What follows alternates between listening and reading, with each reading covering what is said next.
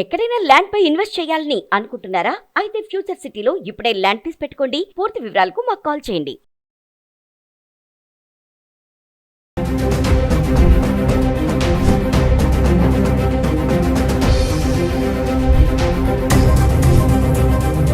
Hello viewers, welcome back to Suman TV. The great grandson freedom fighter Kanneganti Hanumantrao garu PhD in American Studies, అమెరికాలో ఉన్నటువంటి 12 యూనివర్సిటీస్లో expertise, అంతేకాకుండా centre for human security studies founder and executive director Ramesh Kanneganti గారు మనతో పాటు ఉన్నారు. సార్తో మాట్లాడదాం. నమస్తే సార్. నమస్తే నవీన గారు. నమస్తే సార్. ఇప్పుడు కెనడా కూడా ఒక బర్నింగ్ టాపిక్ అయిపోయింది. అంటే ట్రంప్ ఎఫెక్ట్ ఏదైతే ఉందో అది కెనడా మీద కూడా పడింది అనుకోవచ్చు. ఇమీడియట్గా అక్కడ ఉన్నటువంటి మన ఇండియన్ స్టూడెంట్స్ని డిపోర్ట్ చేసేస్తున్నారు.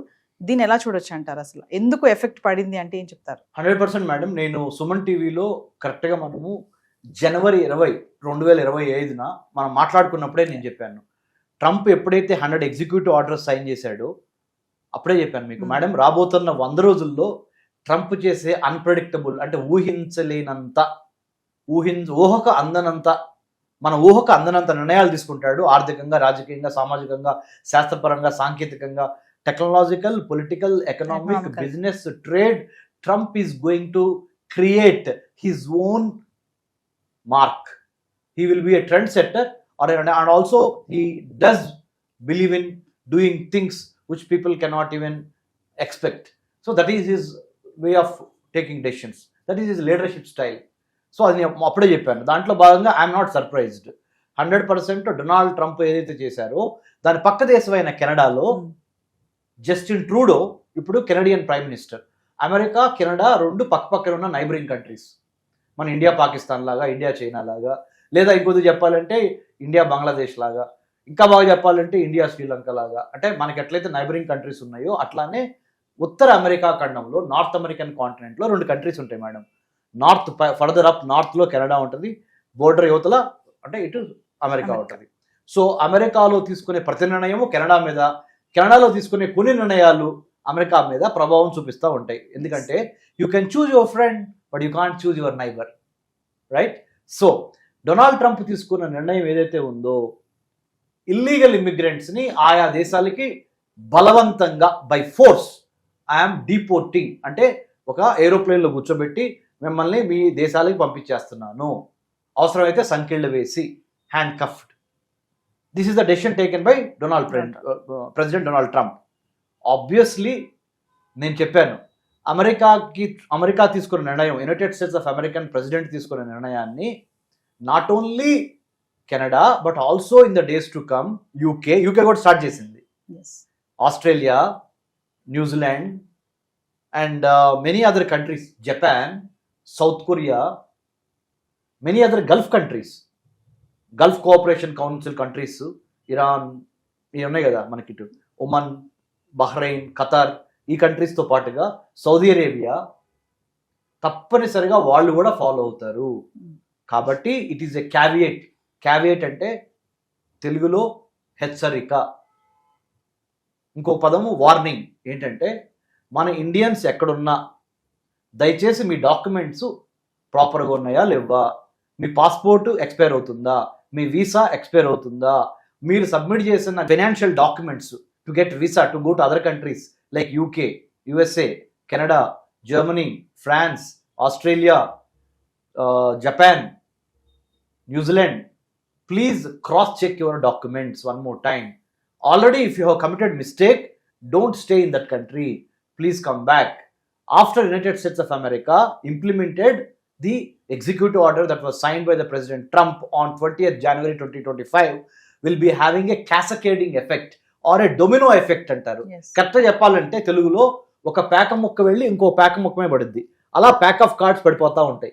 అలానే ఈ ప్రెసిడెంట్ డొనాల్డ్ ట్రంప్ తీసుకున్న నిర్ణయాన్ని అమెరికాతో పాటు Canada, Australia, Japan and then Norway, Sweden, UK, France, Germany అన్ని దేశాలు ఫాలో అవుతుంది.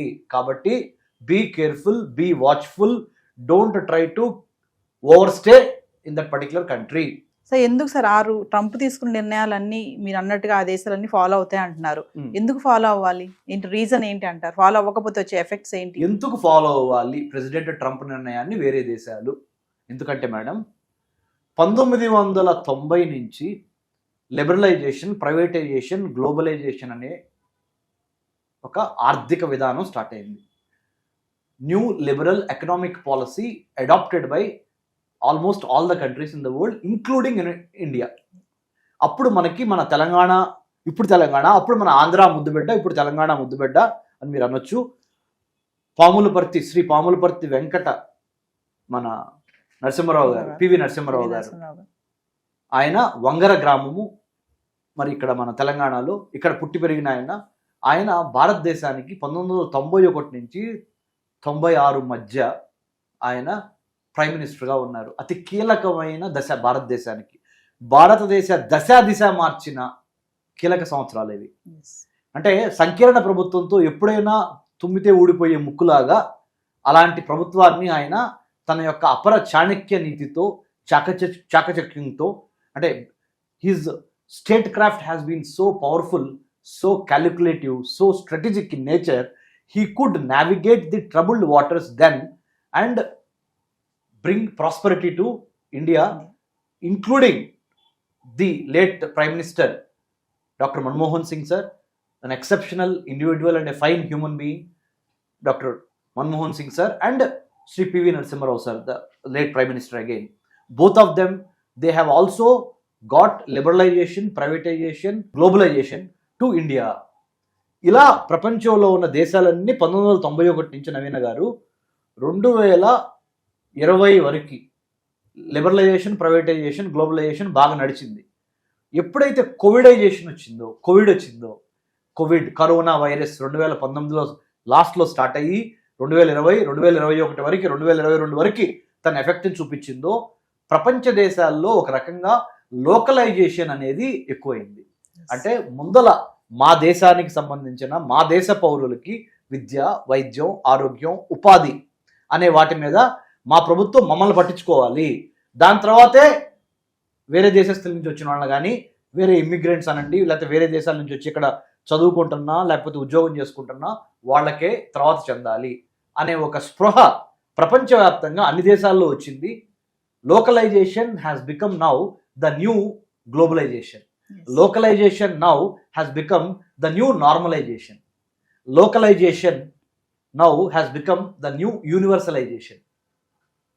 ఫస్ట్ లోకల్స్కి అవకాశాలు ఇచ్చి, లోకల్స్ చక్కగా ఉన్నప్పుడే, ఈ ప్రాంత వాసులు ఇక్కడ పుట్టి పెరిగిన వాళ్ళు హ్యాపీగా ఉన్నప్పుడే తర్వాతే మీరు వేరే దేశస్తులకి, అంటే తెలుగులో చెప్పాలంటే అయిన వాళ్ళకి ఆకుల్లో, కాని వాళ్ళకి కంచాల్లో పెట్టే విధానాన్ని మార్చుకుందాము అనే ఒక స్పృహ అమెరికాతో పాటుగా చాలా అమెరికా మిత్రపక్షాల్లో కూడా, మిత్రపక్షాలే కాదు మిగతా అందరిలో వచ్చింది అది. కాబట్టి these are the reasons why localization has become now a new normalization. అంటే సార్ ఒక క్వశ్చన్ చెప్పండి, ఇప్పుడు అమెరికా వచ్చేటటువంటి వాళ్ళందరూ కూడా వలస ఎవరైతే వస్తున్నారో డైరెక్ట్గా కాకుండా ఇట్లా వేరే దేశాల నుంచి అమెరికా వస్తున్నారు అనేది ట్రంప్ వాదన అంటారా? అంటే ఇప్పుడు లైక్ కెనడా తీసుకుందాం, మనము కెనడాని మిస్యూజ్ చేసుకుని అమెరికా వస్తున్నారు అని వాదన ఏమంటారు? కరెక్టే అది.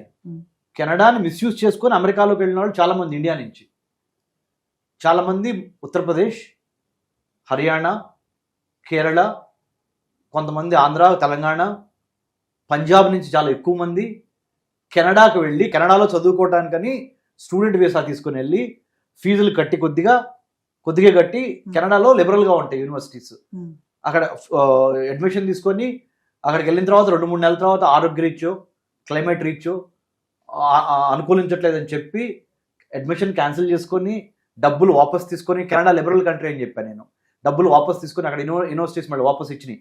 ఆ డబ్బులతో మధ్యవర్తుల్ని, దళారుల్ని నమ్మి అమెరికాకి కెనడాకి ఉన్న బోర్డర్ దాటి అమెరికాలో ప్రవేశించినప్పుడు అమెరికాలో ఉన్న United states customs and immigration service కానీ, ఐస్ అంటే మన కస్టమ్స్ ఎన్ఫోర్స్మెంట్ ఏజెన్సీ అంటారు అమెరికాలో, అది కానీ పట్టుకోవడం జరిగింది, ఇన్వెస్టిగేషన్ చేయడం జరిగింది. వాళ్ళకి అర్థమైంది ఏంటంటే ఇండియా నుంచి టౌట్స్, దళారులు, మధ్యవర్తులు, బ్రోకర్లు, మీరు ఏవైనానండి వాళ్ళని పట్టుకొని, అంటే కరెక్ట్ ఇంటెన్షన్స్తో కాకుండా, మంచి ఇంటెన్షన్తో కాకుండా, మంచి ఉద్దేశంతో కాకుండా తీసుకున్న వీసా ఒకటి లోపలికి చొరబడి వేరే పనులు చేయడం అనేది దొరికింది.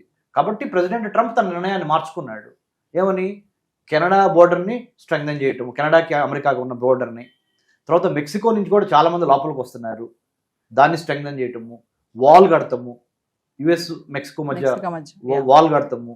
కెనడాని ఏమంటున్నాడు, అవసరమైతే నువ్వు చాలా వరకు నీ యొక్క సెక్యూరిటీ మేము చూస్తున్నాం కాబట్టి, నువ్వు డబ్బులు ఇవ్వట్లేదు కాబట్టి, నార్త్ అట్లాంటిక్ ట్రీటీ ఆర్గనైజేషన్ కానీ ఇంకోటి కానీ దాంట్లో మేము we are protecting you Canada. You don't have very good standing army, you don't have very good arms ammunitions and other technology. We are taking care of you, but you are not paying anything to us. Let's do one thing. రాజ్యంగా మీరు బతకాల్సిన అవసరం లేదు. You don't need to be an independent country. Be part of America as a 51st state of United States of America. మాలో కలవండి. America సంయుక్త రాష్ట్రాలు 50 ఉన్నాయి కదా, మీరు 51వ రాష్ట్రం అండి. మీ మంచి చెడు మేము చూసుకుంటాం.